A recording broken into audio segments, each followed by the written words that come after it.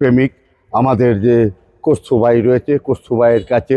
তো দেখতেই পাচ্ছেন এভাবে প্রতিদিন আমাদের এই করিমগঞ্জ উপজেলায় প্রায় 100 কুকুরের বেশি হবে ওনা নিয়মিত খাবার এবং চিকিৎসা করে আসছেন।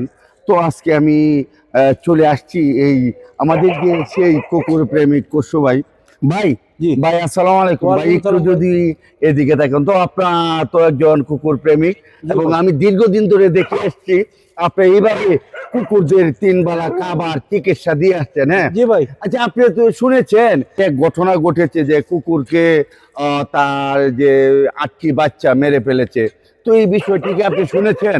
শুনছি, শুনে খবরটাও দেখছি। আমার দৃষ্টিতে আল্লাহ পাকের সৃষ্টি, এরা খুব প্রভু ভক্ত। এদেরকে এই যে বস্তাত বরিয়া মাটা কানতেছে, 8টা বাচ্চা ফেলাইছে, তার সর্বোচ্চ শাস্তি সরকারের সামনে আমি ক্ষুদ্র একজন পশুপ্রেমিক হিসাবে সরকারের কাছে এবং জনগণের কাছে এবং এই বিচারপতিদের কাছে তার সর্বোচ্চ বিচার চাই।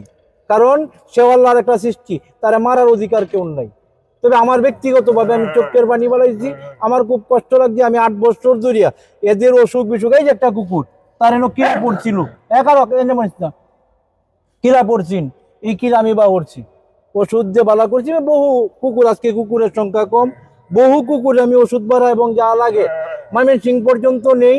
ময়মনসিং যে ডাইরেক্টর জেনারেল রফিকুল আলম সাহেব আছে, যিনি ডক্টরেট, তার চিকিৎসা আমি করাই। তো এই হিসেবে করিমগঞ্জে এই পৌরসভার ভিতরে এবং বাজার খবর পাইলে যাই, এখানে মরিস না, ওষুধ বাড়া যা লাগে আমি দিই। এটা আমার একটা পেশা হয়ে জায়গা এবং আমি এত ভালোবাসি। মানুষ থাকতে পারে এই ধরনের অপরাধী যে কুকুরের বাচ্চারা বস্তা পানিতে পালা যায়, এটা আমার এত কষ্ট লাগছে যেটা বলার মতন না। আজকে আমার সামনে হইলে, আমার এলাকা হইলে আমি নিজে কি করলাম ওইটা আমি নিজেও বলতে পারি না। নিয়মিত এই আমাদের এই করিমগঞ্জ পুর এলাকায় এবং আমাদের করিমগঞ্জ উপজেলার এই যে শত শত কুকুরকে আপনি চিকিৎসা দিয়ে আসছেন, খাবার খাওয়াচ্ছেন। আপনার ওই যে ফান্ডটা এই দেখি সবসময় মাংস খাওয়ান, কলিজা খাওয়ান, আবার প্রতিদিন 5-6 কেজি মাংস তাদের প্রতি বরাদ্দ আছে।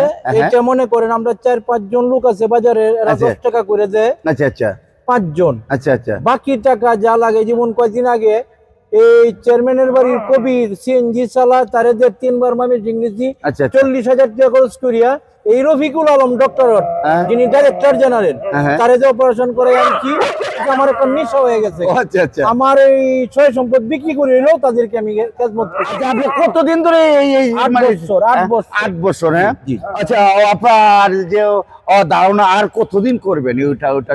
যতদিন আল্লাহ পাক সহি সালামতে বাঁচায় রাখে অতদিন পর্যন্তই বিশ্বাস জাতি, এরা কোনো ক্ষতি করে না। আজকে আমার একটা বন্ধুরে 2টা কথা কইলাম, কওয়ার পরে যে বন্ধু কইলো আজকে মিলাম গা, মিলার পরে কইবো আজকে বাজো ভাই লই আর ওটা হামায় দেব। এরা আবার এটা করে না, একটা বাড়ি মারলো ট্যাঙ্কের জ্বালায় বসে দেখেন কত বিশ্বাসী।